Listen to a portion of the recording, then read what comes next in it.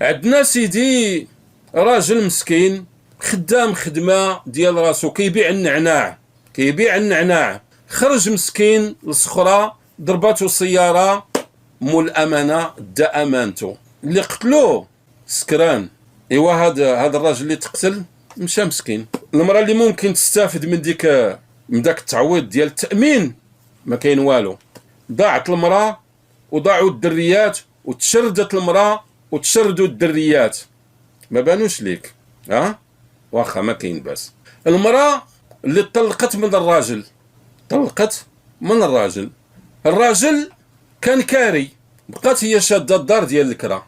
الراجل جاه الطرد تاع السوفي، ما بقاش قدر يعطي المصاريف ديال الطلاق لديك المرأة، ما بقاش قدر يخلص الكرا ديال ديك الدار.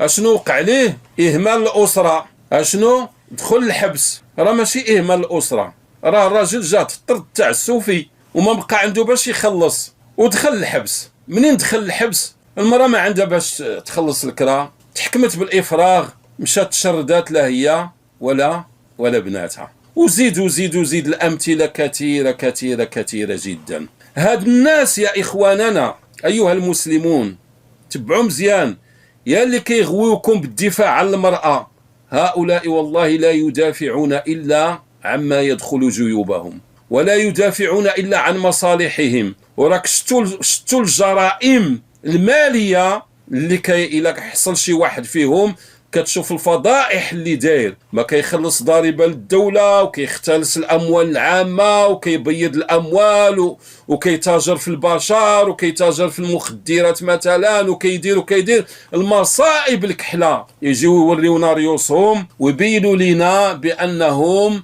كيتعاطفوا مع المراه ويدافعون عن المراه.